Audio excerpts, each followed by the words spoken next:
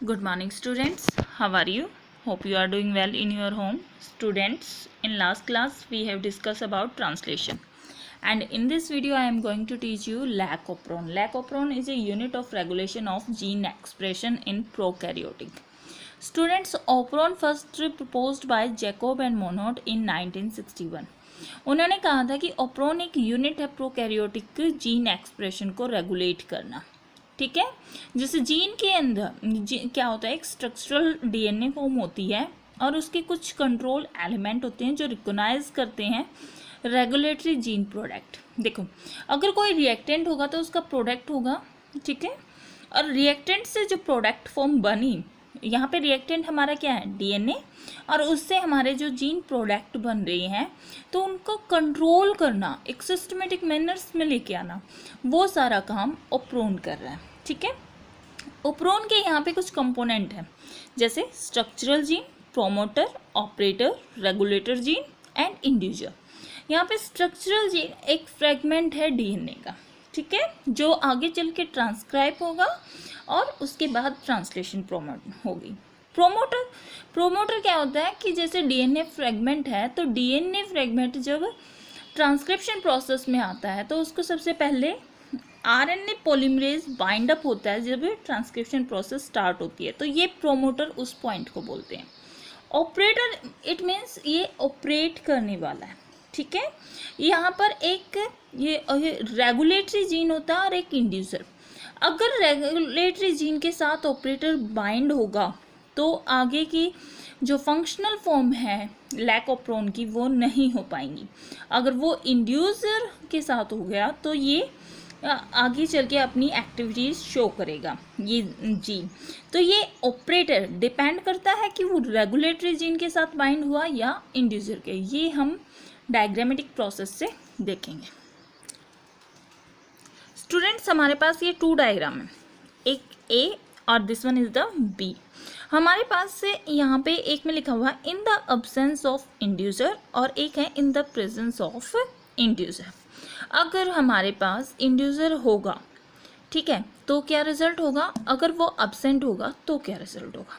तो यहाँ पे हम लैक-ओप्रोन की बात कर रहे हैं। जो लैक-ओप्रोन है वो कुछ जीन्स को ट्रांसक्राइब करता है जिससे कुछ एक्टिविटीज़ होती हैं सेल के अंदर, और वो एक्टिविटीज़ बहुत ज़रूरी होती हैं। देखो, हमारे पास ये एक सीक्वेंस है डीएनए का, ठीक है, जीन फ्रेगमेंट बोल सकते हैं हम इसको।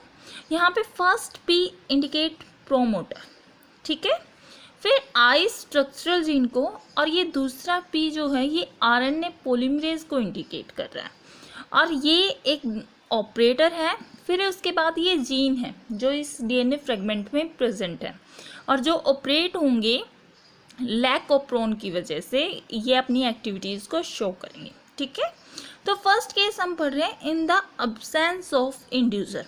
अगर इंड्यूसर नहीं होगा तो रिप्रेसर का क्या काम होगा। हमने देखो प्रोमोटर का बात कर ली कि प्रोमोटर क्या करेगा कि ये आरएनए पॉलीमरेज को बाइंड होने देगा और ट्रांसक्रिप्शन प्रोसेस स्टार्ट हो जाएगी। प्रोमोटर का ये काम हो गया। This one is the structural gene, ठीक है, ओके। अब ये देखो, जब ये स्ट्रक्चरल जीन के साथ,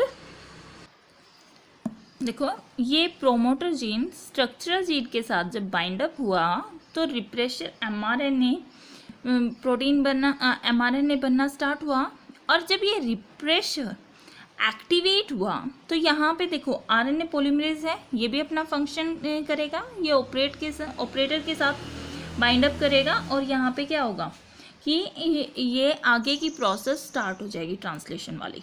लेकिन जो रिप्रेसर है ये क्या कर देगा, ये ऑपरेटर के साथ बाइंड हो गया।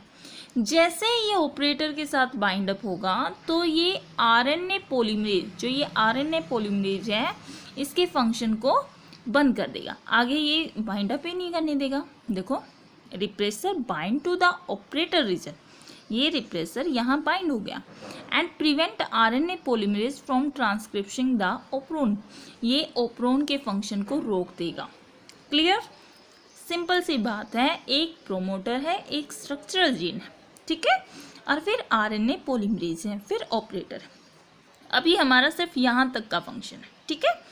यहाँ प्रोमोटर स्ट्रक्चरल जीन से बाइंड हुआ तो रिप्रेसर mRNA जनरेट हुआ, ठीक है। और ये रिप्रेसर mRNA ऑपरेटर के साथ आकर बाइंड हो गया, जिसने RNA पॉलीमरेज की एक्टिविटीज़ को स्टॉप कर दिया।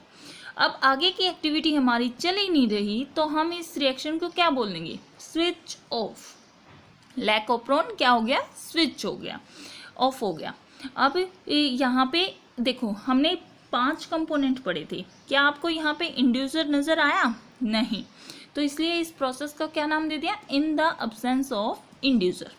अब हम बात करते हैं इन द प्रेजेंस ऑफ इंड्यूसर। जब हमारा 5th नंबर वाला कंपोनेंट इंड्यूसर अगर प्रेजेंट होगा तो क्या होगा।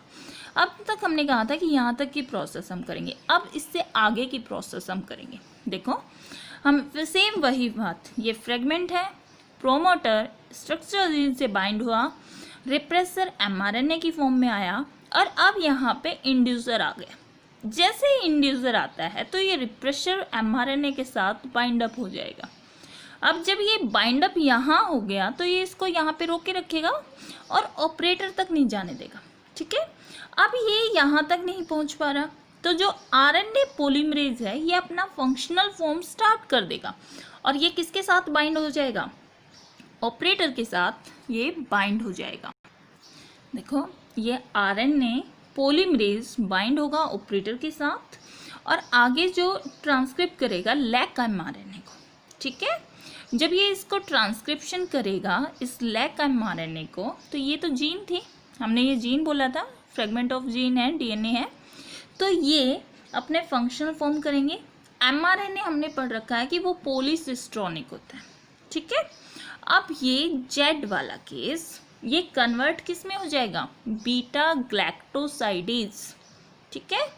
और फिर लैक mRNA जो वाई है, ये वाई वाला जीन, ये कन्वर्ट हो जाएगा परमिएज में, और फिर इसके बाद लास्ट वाला ए convert into trans acetylase.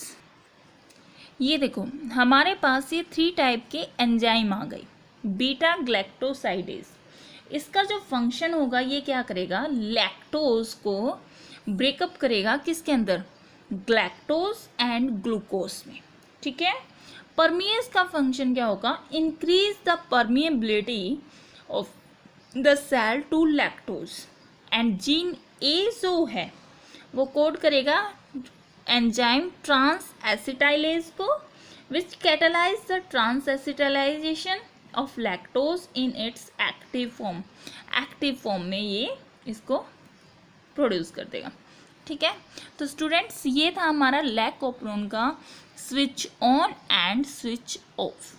Clear? अगर स्विच ऑन होगा तो ये सारे के सारे पॉलीसिस्ट्रॉनिक जो जीन है उसको रेगुलेट करेंगे, एंजाइम की फॉर्म में आएंगे, और फिर ये अपनी एक्टिविटीज़ को परफॉर्म करेंगे। इट मीन्स सेल अपने कंट्रोलर मैनर में होगी।